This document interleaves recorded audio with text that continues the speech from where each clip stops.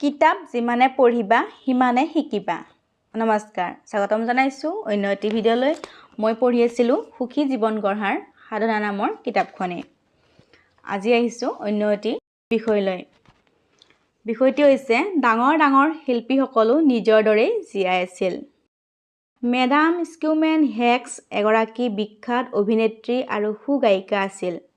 অতি কম বয়সতে তেওঁ প্ৰায়ে এজন সংগীত শিক্ষকৰ ওচৰলৈ গৈছিল। তেওঁৰ গানৰ কণ্ঠ পৰীক্ষা কৰা সেই সংগীত শিক্ষকজনে এদিন বেছ নিৰ্দয়ভাৱে তেওঁক কৈছিল, হ'ল বহুত হ'ল, এতিয়া সামৰা, যথেষ্ট হৈছে।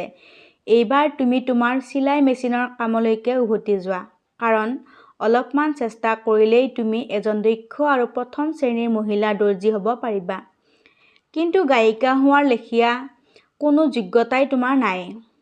এইখিনিতে উল্লেখ্য যে ছোৱালীজনীক এই কথাখিনি যিগৰাকী সংগীত শিক্ষকে কৈছিল, তেওঁ আছিল এজন উচ্চ স্তৰৰ সংগীত বিশেষজ্ঞ।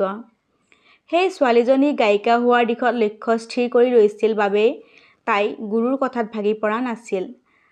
স্বাভাৱিকভাৱে সকলোৱে ভাবিছিল তাৰ পিছত তাই আৰু জীৱনত কেতিয়াও গান গোৱাৰ ইচ্ছা প্ৰকাশ নকৰে। কিন্তু এনেদৰে তিৰস্কৃত হোৱাৰ পিছতো ছোৱালীজনীয়ে তাইৰ মনৰ ভিতৰত গান গোৱাৰ সপোনটোক সযত্নে পালন কৰি আহিছিল। তাই প্ৰায়ে সপোন দেখিছিল যে তাই গান শিকিব আৰু ভালদৰে গান গোৱা বিদ্যা আয়ত্ত কৰিব। অৱশেষত তাই তাকেই কৰিছিল আৰু তাৰ ফলত পৃথিৱীয়ে এগৰাকী সমৃদ্ধিশালী আৰু সুকণ্ঠৰ অধিকাৰী গায়িকাক লাভ কৰিছিল। বিচাৰিলে এনে বহু প্ৰতিভাৰে সন্ধান পোৱা যায়, যিসকল উপযুক্ত সহযোগিতাৰ অভাৱত হেৰাই যোৱাৰ উপক্ৰম হৈছে। অৱশ্যে এই হেৰাই যোৱাৰ আৰু এটা অন্যতম কাৰণ আছে। সেইটো হ'ল যিজন ব্যক্তি এই প্ৰতিভাৰ অধিকাৰী তেওঁ নিজেই নিজৰ প্ৰতিভা সম্পৰ্কে অৱহিত বা সচেতন নহয়। প্ৰতিকূলতাই এটা টনিক হিচাপে কাম কৰে। এজন মানুহ যিমান সফলেই নহওক কিয়, তেওঁৰ জীৱনটো কোনো এটা সময়ত হতাশা, ব্যৰ্থতা, হতোদ্যম ইত্যাদিৰ অনুপ্ৰৱেশ ঘটিছিল, কাৰণ এইবোৰক বাদ দি জীৱনত কেতিয়াও সফলতা আহিব নোৱাৰে।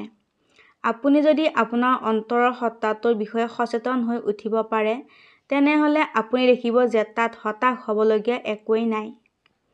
এবাৰ হয়তো আপুনি ব্যৰ্থ হৈ পৰাজিত হ'ল, কিন্তু তাৰ পিছ মুহূৰ্ততেই আপুনি এনে এটা উন্নতি সাধন কৰিবলৈ সক্ষম হ'ব যে আপুনি জয়যাত্ৰাৰ শিখৰলৈ উধাই যাব পাৰিব। আপুনি হয়তো দুৰ্গম পথ অতিক্ৰম কৰিব লগা হ'ব পাৰে, কিন্তু আপুনি সকলো সময়তে দেখিবলৈ পাব যে আপোনাৰ উভতি অহাৰ পথ সুৰক্ষিত আৰু মসৃণ।